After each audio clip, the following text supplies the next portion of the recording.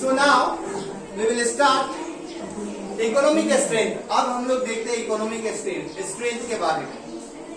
এই বুঝি আছানে আমি কি পঢ়িছো economic strength. What we are learning here economic strength. A small business provide economic strength to the rural area in two way. गांव में अगर देखो पहले अगर गांव में अगर नहीं होता एम्प्लॉयमेंट या स्मॉल बिजनेस नहीं होता तो लोग 2 वक्त की रोटी खाते और एक वक्त बेचारे को भूखा सोना पड़ता। वजह क्या है? कमाई है नहीं, या तो रोटी दाल पे चलते। लेकिन जैसे ही बोलो कि गांव में बिजनेस आएगा लोगों को काम मिलना शुरू होगा, और जैसे ही काम मिलना शुरू होगा वो लोग का इकोनॉमिक बढ़ जाएगा। जो पहले दाल रोटी खाया करते थे अब वो लोग जरूर मछली भात खा पाएंगे, क्योंकि उनका इकोनॉमिक स्ट्रेंथ बढ़ गया है कि नहीं।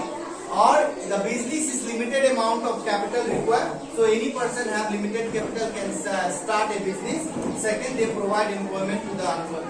गांव का जो बिजनेस है वो छोटा बिजनेस होता है और वो बहुत कम पैसों में शुरू भी हो जाता है, और इसलिए गांव के लोग के पास पैसा भी कम होता है, इसलिए वो बिजनेस को स्टार्ट करके अपने इकोनॉमी को स्ट्रेंथ कर सकते हैं।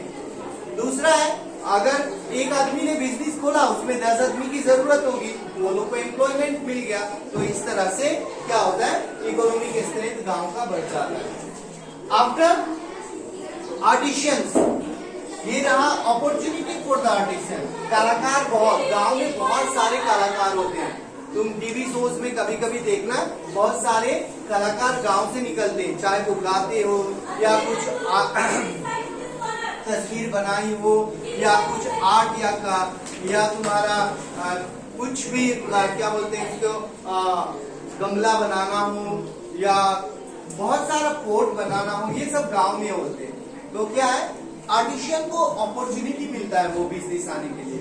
सपोज एक गांव में पोट बनाया, उससे कम दाम में शुरू हो जाता है पोट बनाने का। अभी पोट बनाने बहुत लोगों को आता है गांव में, तो उसे मौका मिल जाता है अपना क्या दिखाने का, आर्ट दिखाने का। तो इसलिए artist have expert in different field of